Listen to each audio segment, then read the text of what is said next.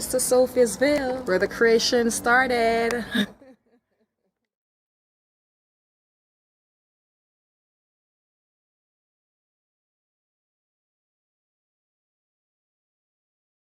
David and a mother of 6, and anyone can be a motivator.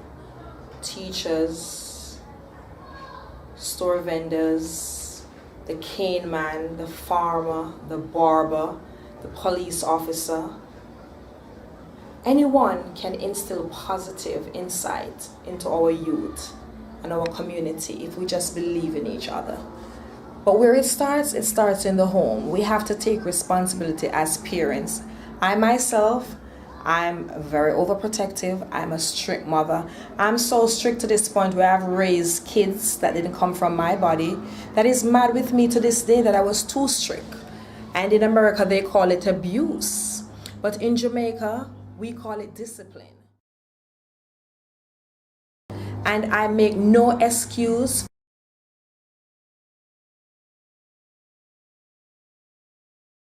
discipline my children. I make no excuse to want to know what's going on in their lives. I make no excuse to take them to the doctor. I make no excuse in not letting them do sleepovers. As a parent, it's my right. I have 5 daughters and 1 son. I am their protector. I am their guider. God gave me this job to caretake over these children, and I take my job very seriously. We as adults and as a nation need to take care of our children more. Every child on the street belongs to all of us. Every children out there belongs to all of us. They are all our future.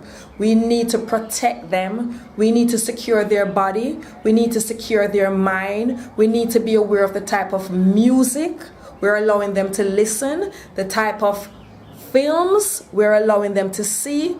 That's our duty as adults, to protect these young minds and nurture them for the right things. So I don't make an excuse for being a parent and being strict and being territorial with my daughters. No, I don't. And we have this long curriculum in school teaching all these children all these things that when they go out in the real world, what do they do with it?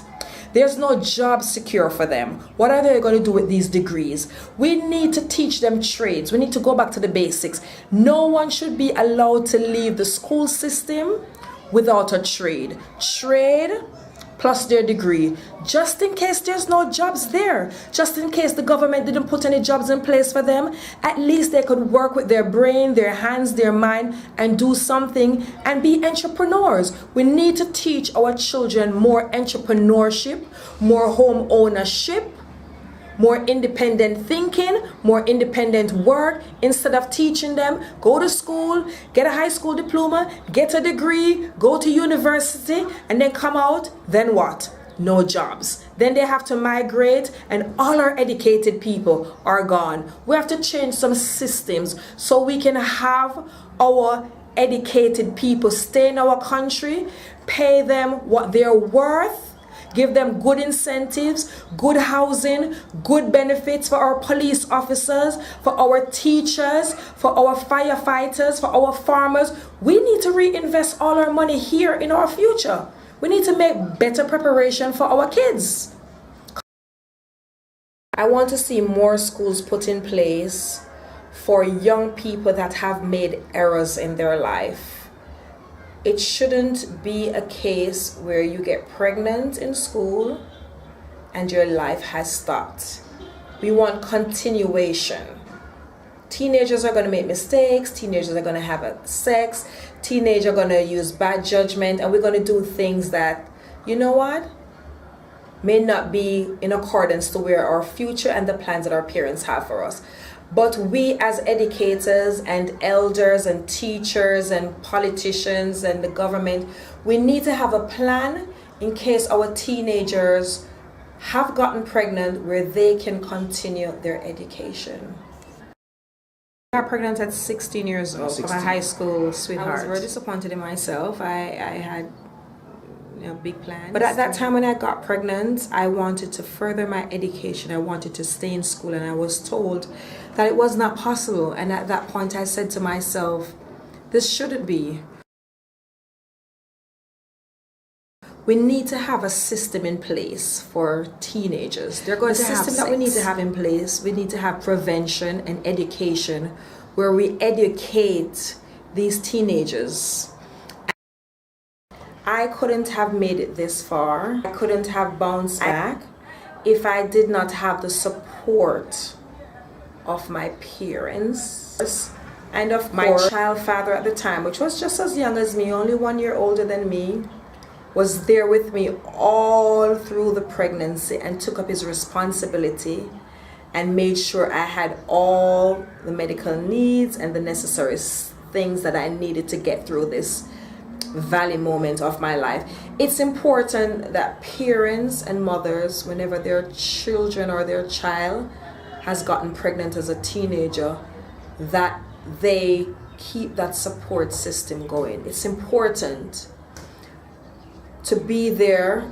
You may not support the pregnancy, you may not be happy about it, but if it already happened and you've made the decision that that child is going to carry that baby, you need to support that young lady, you need to support that young man, you need to educate them, you need to be there that when that child is born, they can go on with their life, they can bounce back, they can go back to school, they can follow their dreams. That was very important for me, and because of my mother being there, I was able to go back to school 3 months after I had my child, further my education, pursue my dreams while my mother helped me.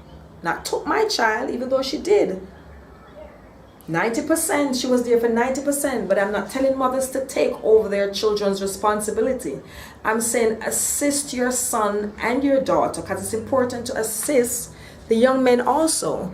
Assist them with the child, give them that support, and allow them to go back to school to further their education, whether they want to get a degree, whether they want to learn a trade, whatever it is, they need us to help them through. So that's very important for pregnant teenagers to have a support system. I would say to all young teenage mothers that it's a derailment of your vision. It's an obstacle. It's not the end, but it's a derailment. I can't emphasize when I say that. Usually the young men go on. Usually you don't end up with those young men being your husband. You're stuck with a child. You're stuck with children. I would say wait. Wait until you further your education, you're mature enough, you're financially secure enough, and you're sure at least 50%, because you can never be sure of a man or a relationship. But at least when you have a foundation, and you and this young man can sit down and say, okay, we have our education in place, we have our finances in place, let's plan a family. Most pastors and most spiritual people will say, get married first. That decision is yours, because marriage does not secure anything. Understand? So I'm not going to throw out get married. It would be the right thing to do, but if it's your choice. It's very challenging as a young lady to have a child and to go back into the workforce and the school force. It makes it much harder. So I would say to young people, sex is a beautiful thing between two people that love each other and want to be together and share that spiritual contact. It's a beautiful thing. But it's even more beautiful if you wait. Make sure that's the right person. Make sure that both of you are mature and financially stable enough to handle this responsibility. But you know what? It's just that simple. It's best to wait. So all I can say to you young girls, as beautiful and sexy as you are and sexual as you feel and your hormones are all over the place, just wait. Just pause a little and slow down and leave the baby for later on. Trust me, you'll thank me.